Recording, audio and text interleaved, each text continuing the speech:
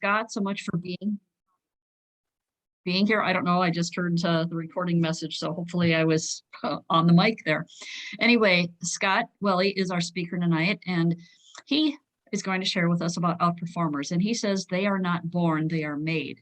And we all have the capacity to raise our game. And Scott has spent more than 15 years helping people do that personally and professional. He's got 8 best-selling books, a lot of articles, videos, podcasts, online programs to inspire hundreds of thousands of people worldwide. He has a master's degree in sports psychology, and he's an adjunct professor at St. Olaf and regularly consults with top performing executives, sales professionals, and entrepreneurs, as well as elite athletes. So all of that with one common goal, and that is to outperform.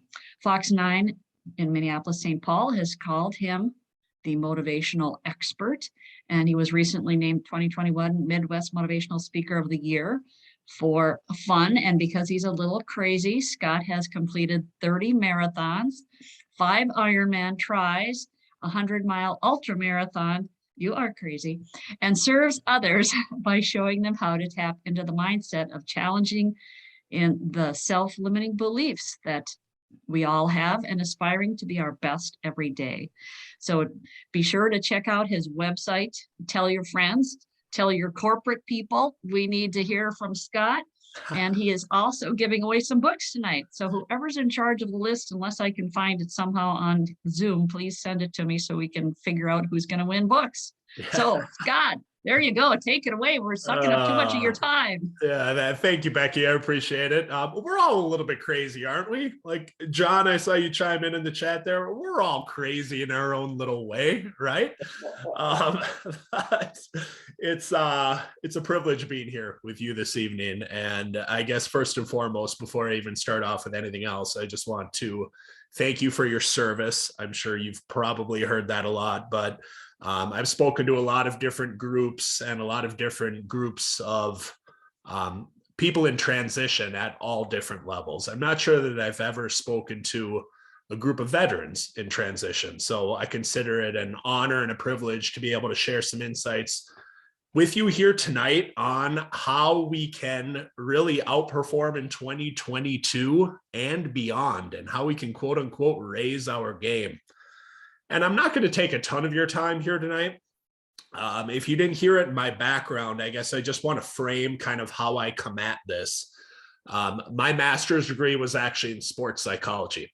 And if you don't know what sports psychology is, if you're not a sports fan, it's the psychology of working with high level, elite level athletes on kind of that mental game of what it takes to be able to train and compete at that highest level.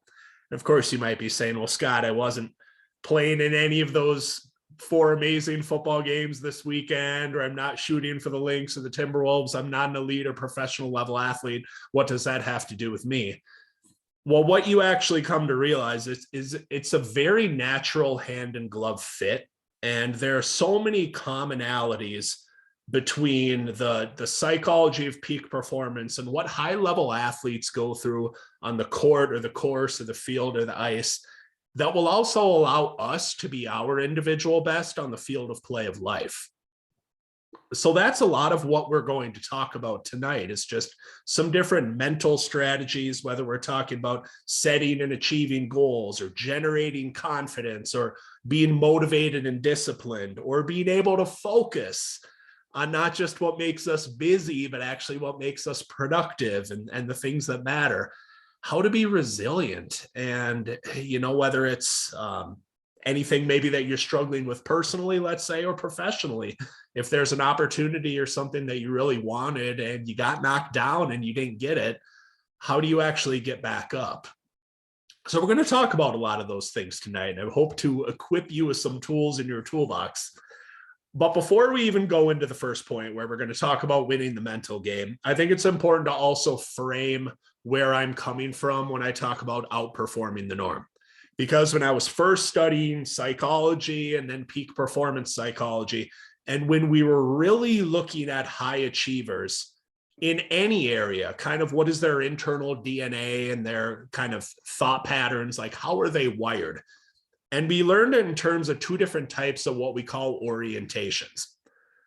And when I talk about outperforming the norm, that first orientation, if we look at the dictionary definition of it being to surpass an excellence of performance or to do better than, the first orientation when we look at high achievers is what we call an ego orientation.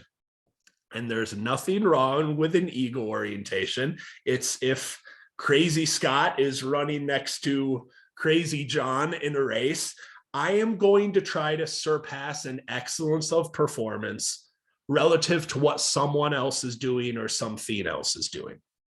And I don't think there's necessarily anything wrong with this. If you look at high achievers, are they wired with a certain amount of that competitive drive? If you've ever looked out at the competitive landscape kind of your industry and thought about, I wonder how I can gain a competitive advantage as far as what I'm doing, you're operating by what we call that ego orientation. But the part that I'm really most passionate about, because I think it was Teddy Roosevelt that said comparison is the thief of joy. And I think we have too much of it going on in our society on all levels, from young all the way up, and social media being a highlight reel of people's lives for the most part and everything else. I think we have too much comparison going on in general. And I think if we don't understand how that's affecting our psychology, I think that comparison can sometimes be the thief of joy. And that's where we go to actually the second orientation. And the one that I'm really most passionate about when I talk about outperforming the norm is, as simplistic as it sounds, it's literally just how do you wake up and how do you strive to be the best version of you? How do you be just a little bit better today than you were yesterday, a little bit better tomorrow than you were today? And when you really look at the people, I think the highest achievers on the planet that do that, but also bridge the gap with being fulfilled, I think they are driven by that intrinsic pursuit of growth and development and striving to show up as the best version of them. And the really interesting part of it, because especially if you are in transition, which I know a lot of you are, and I get that when we're talking about that, it's a finite number of jobs and you are competing against other people for that position, right? So to a point, we have to talk about how can you gain a competitive advantage. But the interesting thing is, I think when we do actually show up as the best version of ourselves on the field of play of life, personally and professionally, we gain whatever competitive advantage we were looking for potentially in the first place. So I want to frame it that way, just so you know where I'm coming from when I talk about the distinctions kind of between the norm and between outperform, as far as some of the things that they say, some of the things that they do, some of the things that they don't do. It's really more about how do you just show up as the best version of you every single day. So let's really jump in and let's go into the first of 3 points, where we're just going to talk about really winning the mental game. And I think in some way, shape, or form, telling yourself a better story. And we can talk about this for days and days and days on end, but let's go ahead and let's just jump into a strategy that I use, that I've used with a lot of clients, and that I've seen really help a lot of people. And just out of curiosity, to open up the chat and the interaction, how many of you start your days with some type of to-do list? Or like, I would call it a strategic priorities list, but just some sort of like, this is what I need to advance. This is what I need to accomplish. This is what I want to get done for the day. This is what I want to cross off the list. Just type a yes into the chat if this is you, and if you typically start your days with some type of list like that. And then I'll go into why I'm asking. So Jose said yes, Jamie yes, Jordan yes, exclamation point. Anybody else? You got a to-do list? Leah? Yeah. Anyone else? Yep. Robert, yes. Becky, yes, or at least the planner is laid out. I do it the night before. John, you can do that as well. I call that planning your tomorrows today. So the interesting thing about, we start, and I've asked this question to a lot of people, a lot of different groups, a lot of different industries, professions, everything else. We think a lot in our lives about what we want to do and what we want to make happen, as far as our actions, our activities, our behaviors, our accomplishments. I don't know that we always think about who we want to be and how we want to show up. And it matters. And when I talk about being intentional, this is not just setting the intention of this is what is going to make my day productive instead of just busy, or this is what I need to cross off my list. It's actually thinking about this is how I want to show up on the field of play. And in psychology, what we call this is identity-based behavior, where it's just basically my identity or how I see the best version of me. I'm going to let that drive what I actually do. And I think it's a really powerful way to not just cross things off the list kind of aimlessly, but to actually show up as the best version of ourselves while we are doing some of these things. And I haven't worked with high-level athletes in quite a long time. Mostly now I'm a motivational speaker and my coaching clients are business leaders. But just like if I was advising a high-level athlete, I would not tell them to think about the X's and O's when they're going out there on the field of play. What I would tell you as a strategy is if you're going into a really big meeting or a really big interview and you really want to nail it, one of the worst things that you could be thinking about is, oh, I need to remember to say this. Oh, I can't forget to say that. No one knows your CV, your resume, your education, your experience, the value that you bring to the table better than you. So what you actually want to do is just show up as that intentional best version of yourself that allows all those other things to come out. And that is how people are ultimately going to buy you, so to speak, in the meeting, in the interview, or whatever it happens to be. And I would love to hear from some of you on the chat as I'm talking about this. If you were to just have one word or one phrase that you think describes the best version of you, what would that be? And as you think about that, and please, as you type that into the chat, I'll just share one of mine that I say often. I will just simply say, bring the joy.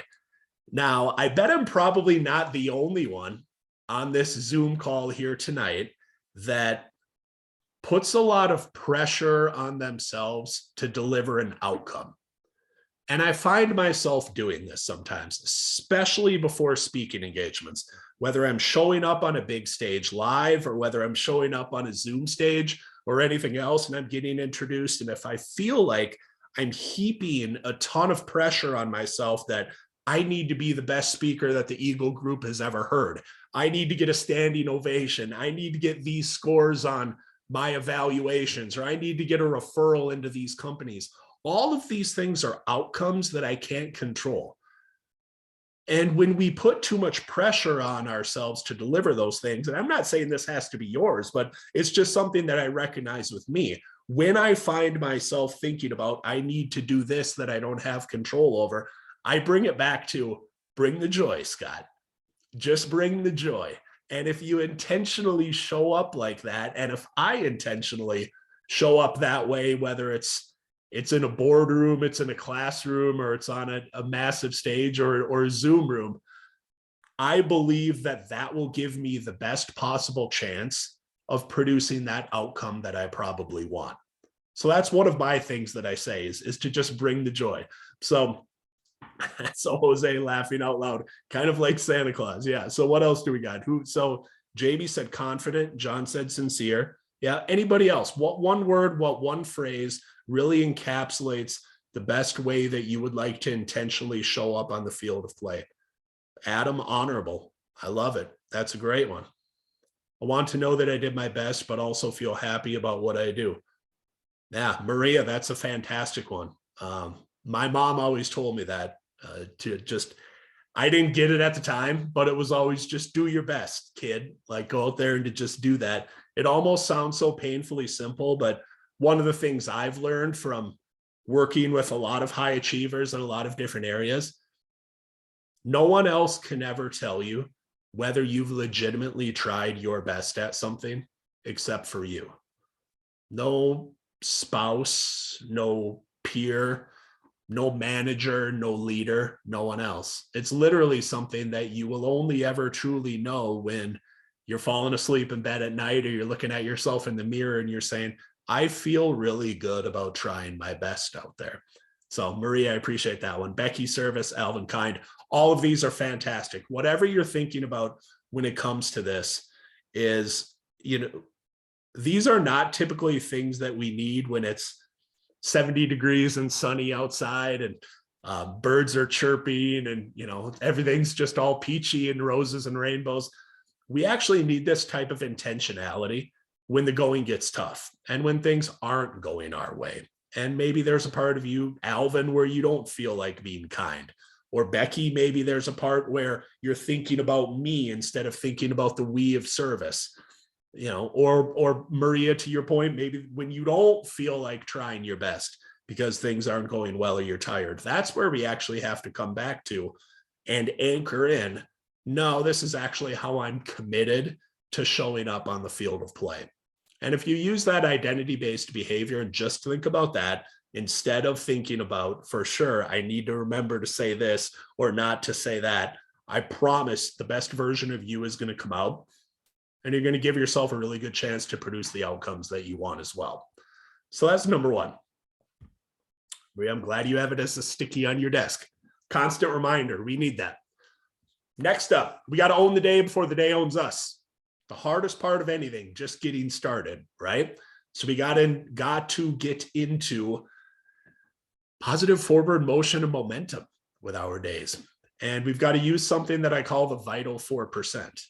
Now, especially as veterans, as people that have served, I know that you appreciate the power of routine.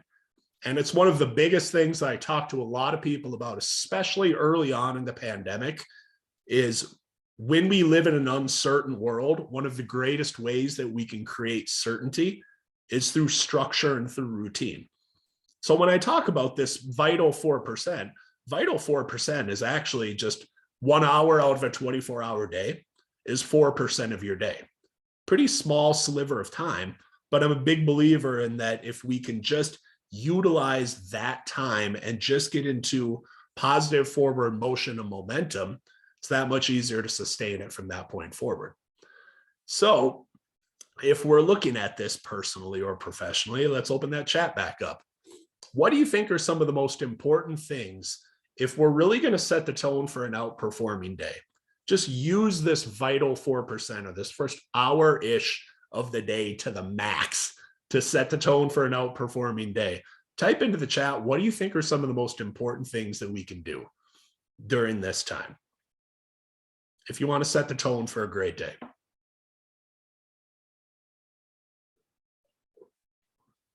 Becky's got start with gratitude, yoga, and meditation. Excuse me. Yes. Eloisa, I hope I'm saying that correctly. Tell yourself it's going to be a great day. Yep. Probably call that affirmations, right? Exercise, devotion to my running, coffee, and time to think. Yes. I always say life is too short to drink bad coffee. So drink good coffee, serve it up. Yeah. Set your intentions for the day. Yes. Consider yourself first. Serenity, prayer. Okay. So I've asked this question to a lot of different groups as well. And I will oftentimes hear something to the effect of prayer, devotionals, affirmations, meditation, visualization. I usually just call it an attitude of gratitude. And there is more and more. Yeah, John, I love it. Self-affirmation. There is more and more research that is continually coming out that show that the top performers almost always have the highest amounts of gratitude. It's just a really, really powerful way to come at life. And if you understand the way that the human brain actually works, you can't have simultaneous competing thoughts going on in your brain at once. So by steering it towards what you are consciously and intentionally grateful for, well, now, for lack of a better term, you can't simultaneously be grateful and pissed off at the same time, or you can't be simultaneously grateful and mad or resentful or negative or jealous, because they're competing emotions.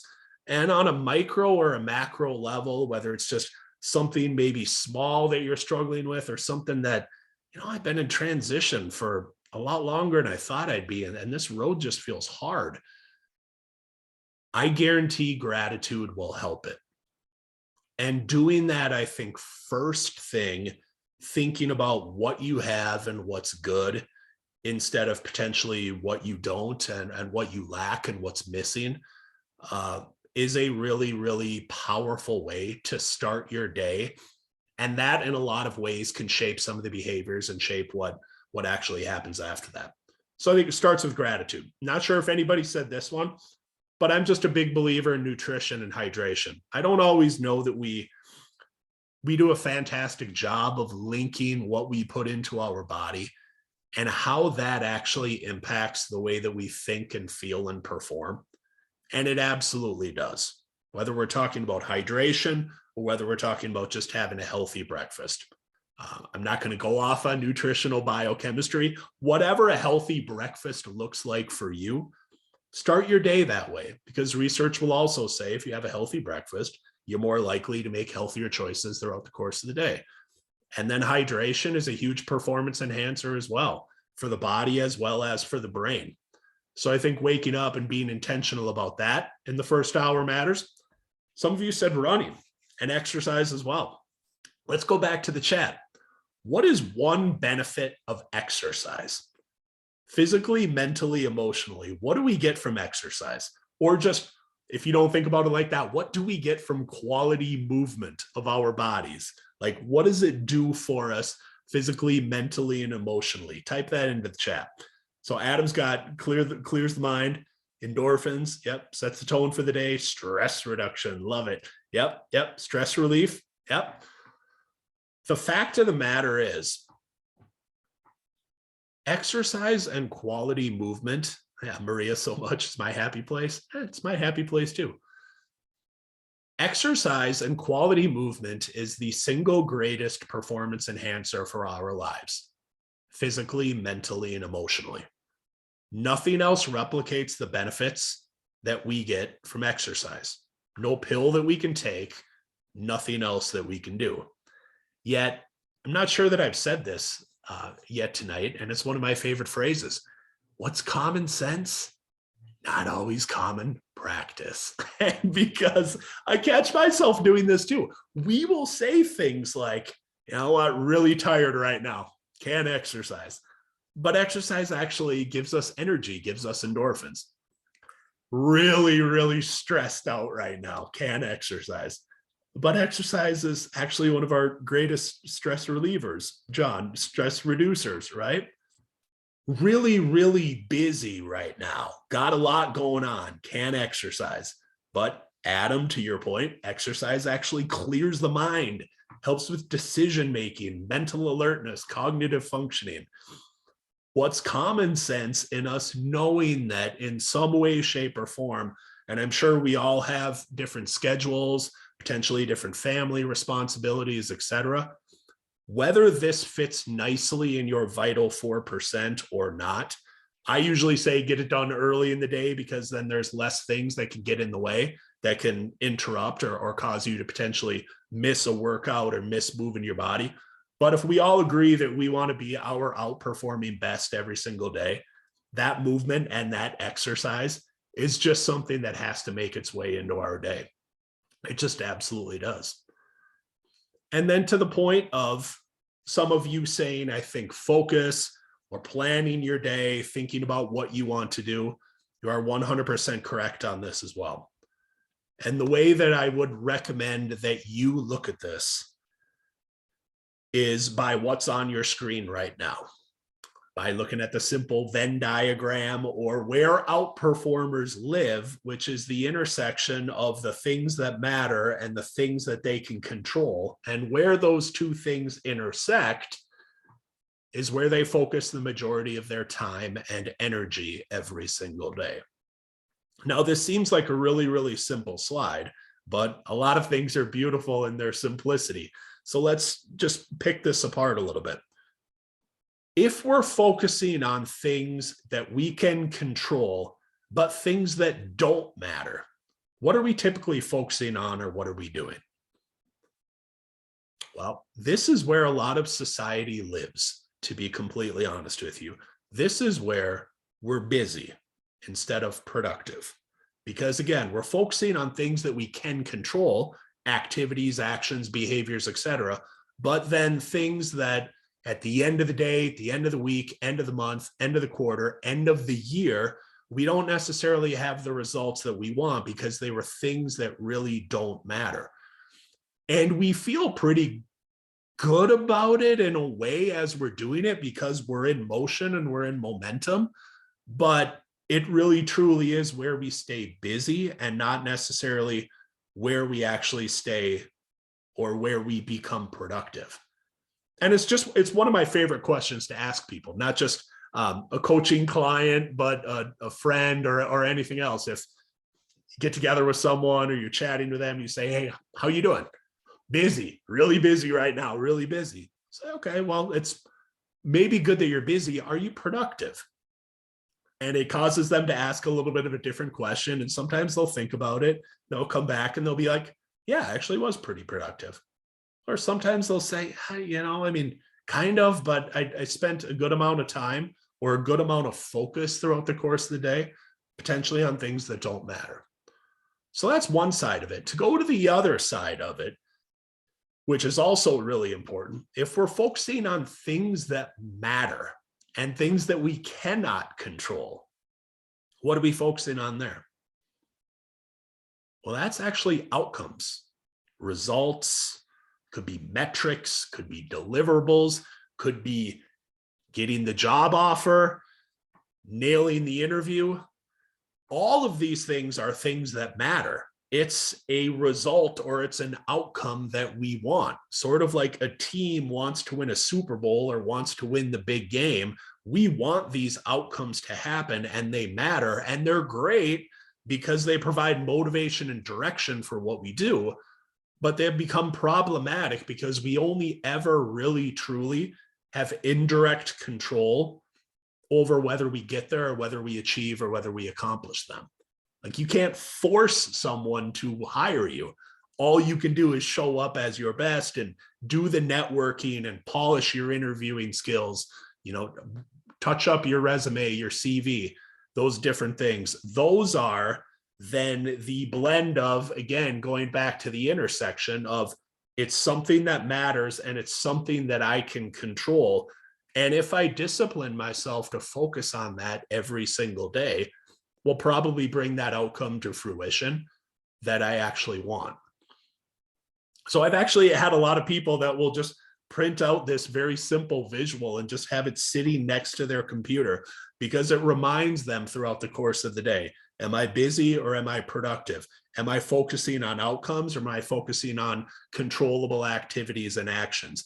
Just having that reminder of let's stay in that intersection is a fantastic way to, I think, maximize and to be able to outperform in all of your days.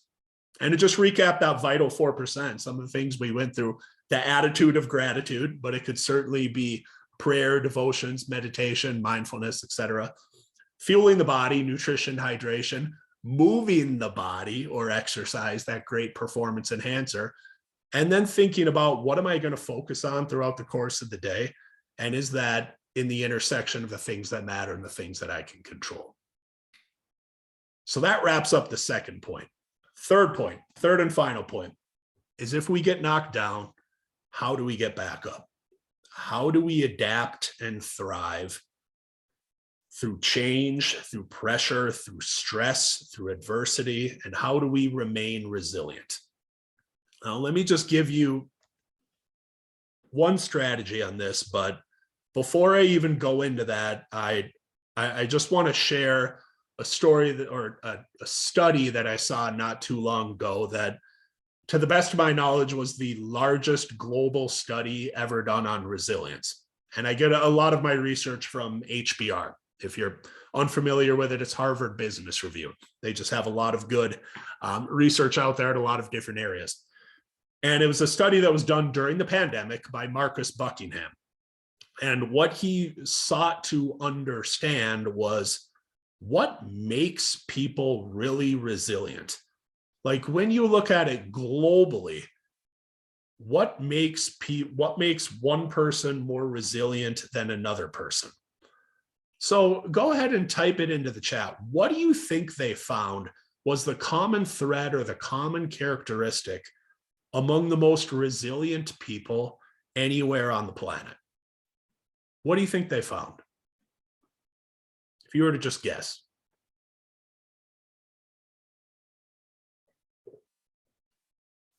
So Alan said serving others. Becky said faith. Yep. Adam, positive mental attitude.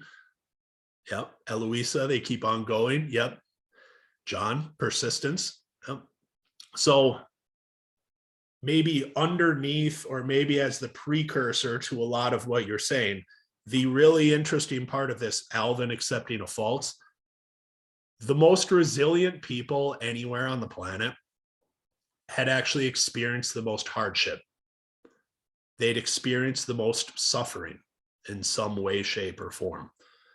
And this is the really, really interesting part of resilience. Jose, you're right. The ability to bounce back up. We get the ability to bounce back up from actually experiencing difficulty and hardship and struggles in our life. Just like an athlete learns more from their struggles and from their losses than they do from their successes and their wins.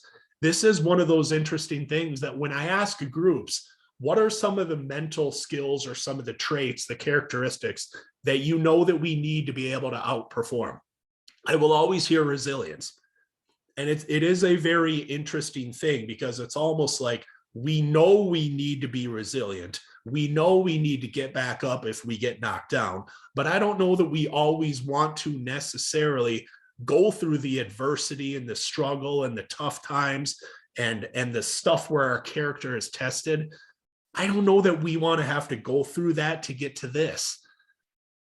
And the unfortunate part of it is we can't have it any other way. And I would bet as veterans, you might understand this on a different level than I can ever possibly comprehend. You know, as far as the resilience part of it and what hardship and what suffering and struggle might look like. I don't pretend to know all the miles that you've run and what you've gone through, and I don't necessarily wish that struggle or that hardship on anyone. But I think I'm just saying this, and I'm bringing up this point because if we can remember that we are getting some, in the first slide I said, if we are getting some feedback from that failure, or we're learning something from these mistakes or from these tough times, that's a really powerful way for us to just remember it's not all for naught. And it's in some way, shape, or form making us better on this outperforming journey. And just the one strategy that I want to share with you is what I simply call reference points. And we all have them. I guarantee you have a lot of them. And if you want to know how outperformers think, and Jose, to your point, how we develop the ability to actually bounce back up and get back up when we've been knocked down, is it's by using reference points. And reference points are calling back to a specific situation in your life where maybe something was really hard. You couldn't see the light at the end of the tunnel. You couldn't see the finish line at the end of the race. And you said, I don't know how the heck I'm ever going to get through this. I don't know how I'm ever going to get to the other side. But you did. And you're here right now. And you learned something from it. And what you say to yourself, as far as a reference point goes, is you say, I've done it before. I can do it again. And if I got through that, I can get through this. And it doesn't have to be situation specific.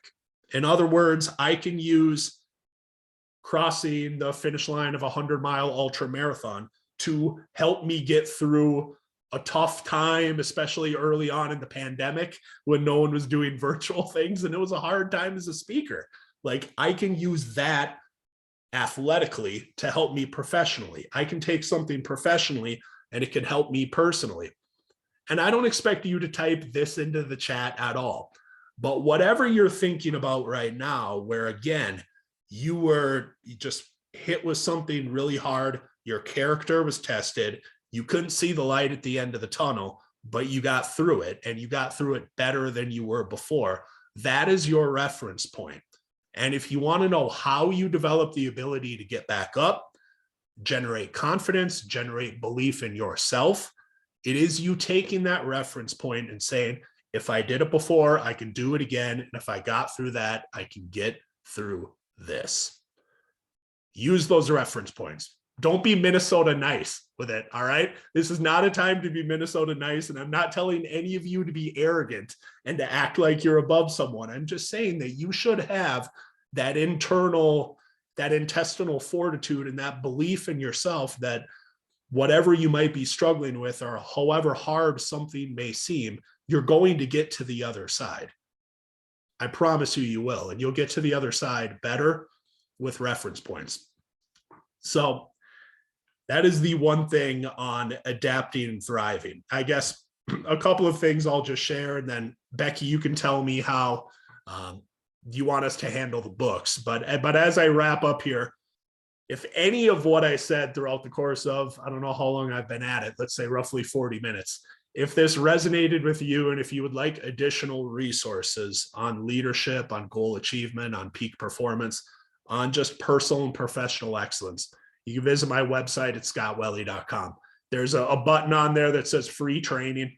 There's links to my books, but for the most part, there's nothing for sale on there. It's literally just like good stuff that you can take to help you be your best every single day, personally or professionally. So go ahead. You can find that at scottwelle.com. And to just recap 3 of the things that I talked about, and I hope from the 40 minutes, you got one tool that you can put in your toolbox. But we talked about winning the mental game, not just thinking about what we need to do, but also how we want to show up and being intentional that way. Talked about that vital 4%, owning the day before the day owns us. Gratitude, nutrition, hydration, exercise, quality movement, focusing on the things that matter and the things that we can control.